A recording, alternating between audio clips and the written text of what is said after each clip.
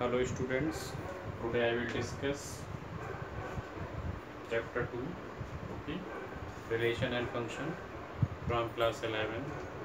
So students see some important problems from NCERT exemplars, okay.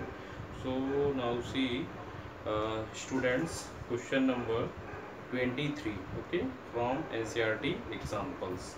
So students, my question is, if fx is equal to y, y is equal to, ये given है आपको ax minus b divided by c x minus a, okay, आपको prove करना है। Then prove that f y is equal to x, ये आपको prove करके दिखाना है। तो स्टूडेंट्स सी सॉल्यूशन। तो सॉल्यूशन इज फर्स्टली आपको ये गिवन है f x is equal to y, right. तो आपको अगर यहाँ से y इज इक्वल टू क्या गिवन है, y is equal to a x minus b upon c x minus, अगर आपको a गिवन है तो आप इसको क्रॉस मल्टीप्लिकेशन करके सबसे पहला काम x की वैल्यू पता करिए। अगर आप इसको मल्टीप्लाई करेंगे तो क्या लिख सकते हैं, c x y minus a y is equal to a x minus b, okay. Now we will common term of x, so we can write cxy minus ax is equal to ay minus b, okay. Now x is common, so we get cy minus a is equal to ay minus b. Now we can write x is equal to ay minus b divided by cy minus a. This is value of x, okay. But आपको क्या given है, but आपको ये given है कि जो F x है वो कितना है, एफ एक्स की वैल्यू हमारे पास में है a x minus b whole divided by c x minus a. Students let equation number 1, okay. Now अब हम लोग क्या करेंगे, एफ वाई पता करेंगे, तो जहाँ जहाँ एक्स है वहाँ वाई डल जाएगा, तो a y minus b whole divided by c y minus a, this is equation 2, okay. So from equation first and second, equation first और सेकंड से चीज़ हमें क्लियर हो रही है कि ये हमारा x की value a y minus b upon c y minus a है, और एफ वाई की वैल्यू हमारे पास a y minus b divided by c y minus a है। इन दोनों इक्वेशन से हमें ये क्लियर हो रहा है कि इनके राइट साइड क्या है, इक्वल हैं। सो हम ये कह सकते हैं कि इनका जो लेफ्ट होगा वो भी हमारा क्या होगा, इक्वल होगा, okay. So from equation 1 and 2 we can say that fy is equal to x, okay students, this is solution, hence proved, okay, clear, okay. Now see some problems. Now coming question number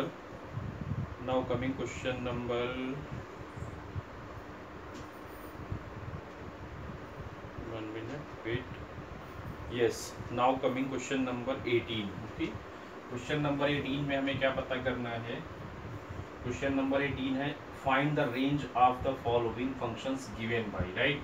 पहला part इसका है f x is equal to आपको given है, f x is equal to आपको given है 3/2 minus x square. इसका आपको क्या करना है, रेंज पता करना है। तो स्टूडेंट्स रेंज पता करने के लिए हम लोग सबसे पहला काम क्या करते हैं, फॉर रेंज इसको हम लोग लेट कर लेते हैं। y इज इक्वल टू क्या करेंगे, यहाँ से एफ एक्स ले लेंगे, then we can write y is equal to 3/2 minus x square, okay. Now doing cross multiplication, then we get 2y minus x square y is equal to 3, and here my target is value of x, ओके। For finding हम लोग क्या करेंगे, x की value in term of y पता करेंगे। तो इसके लिए हम लोग यहाँ से इसको लिख सकते हैं 2y minus 3 is equal to x square y, and x square is equal to, अगर हम लोग यहाँ से पता करेंगे 2y minus 3 divided by y, this is the value of x square. Then x is equal to क्या होगा, under root 2y minus 3 divided by y. ये बेटा यहाँ से क्या हुआ, ये हमको यहाँ से जो है value of x find out हो गई। अब हम लोग क्या करेंगे, अब हम लोग यहाँ से इसका लिखेंगे रेंज लिखेंगे। ठीक है, तो रेंज लिखने के लिए बेसिकली क्या होगा कि x हमारा डिफाइन तभी होगा जब ये स्क्वायर रूट की चीज़ें जो हैं क्या हो, हमारी 0 से क्या होनी चाहिए, ग्रेटर होनी चाहिए। 0 से अगर इनको हम ग्रेटर लेके चलेंगे, ठीक है, तो हम क्या लिख सकते हैं, तो लिख सकते हैं for x is real, x अगर हमारा रियल होगा, देयरफॉर अब ये कह सकते हैं कि जो under root of 2y minus 3 divided by y, ये हमारा क्या होगा, ग्रेटर आर इक्वल 0 ले लिया जाएगा। ओके, अब इसके बाद इसे हम लोग और सिंप्लीफाई करेंगे, देन यहाँ से हमें क्या मिलेगा, इस फंक्शन का रेंज मिल जाएगा। तो देखिए क्या करेंगे हम लोग, स्क्वायरिंग बोथ साइड करते हैं, तो 2y minus 3 upon y greater or equal to 0 मिलेगा। बेटा आपको मैंने डिस्कस किया था कि a अपान बी अगर हमारा ग्रेटर आर इक्वल टू 0 होता है, तो यहाँ से ए बी भी हमारा ग्रेटर आर इक्वल टू 0 होता है। मतलब कहने का यहाँ से अगर a by b greater or equal to 0 होता है, तो a और b के जो साइन होते हैं वो कैसे होते हैं, सेम साइन होते हैं, राइट।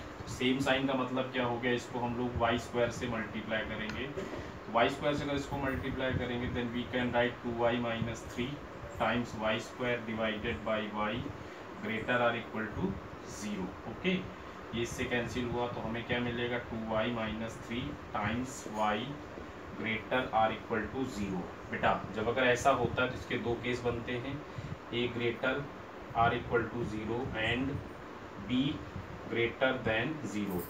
सेकेंड केस ये बनता है a less or equal to 0 and b less than 0। तो बेटा जो ग्रेटर होता है उससे ग्रेटेस्ट वैल्यू उठाएंगे हम लोग, यहाँ से हम लोग क्या करेंगे, ग्रेटेस्ट वैल्यू लेंगे, और इससे हम लोग क्या करेंगे, लीस्ट वैल्यू लेंगे। ओके, तो अब इसको अगर हम लोग यहाँ से लिखते हैं, तो यहाँ से पहला केस क्या बनेगा, पहला केस ये बनेगा कि 2y minus 3 greater or equal to 0 and y greater than 0, right.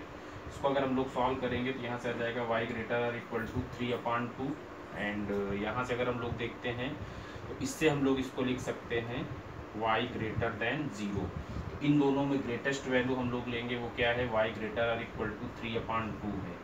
तो बेटा इसका सोल्यूशन यहाँ से हम लोग अगर लिखेंगे तो क्या लिखेंगे, ये हो जाएगा 3/2 कामा इन्फिनिटी। ओके, अब उसके बाद इसका हम लोग क्या करेंगे, यहाँ से केस सेकंड लेके चलेंगे। केस सेकंड हमारा क्या होगा, केस सेकंड होगा 2y माइनस 3 हमारा लेस आर इक्वल टू 0 होगा एंड y लेस देन 0 होगा। अब हम लोग इससे लिख सकते हैं y less or equal to 3 upon 2 and यहाँ से लिख सकते हैं y लेस देन 0। दोनों में हम लोग लीस्ट वैल्यू लेंगे, तो इन दोनों में लीस्ट वैल्यू हमारी क्या है, y लेस देन 0 है। y लेस देन 0 हमारा हो गया, तो यहाँ से y लेस देन 0 का मतलब ये हुआ कि इसका जो सोल्यूशन आप लिखने वाले हैं वो क्या होगा, जिससे लेस की बात कर रहे हैं, तो माइनस इन्फिनिटी कामा क्या हो जाएगा, इसका हो जाएगा माइनस इन्फिनिटी कामा 0 हम लोग लिख सकते हैं। इतना समझ में आ गया होगा, ठीक है, माइनस इन्फिनिटी कामा 0। ओके, अब जो है इसका हम लोग सोल्यूशन लिखेंगे, तो इसका सोल्यूशन लिखने के लिए क्या होगा, देखिए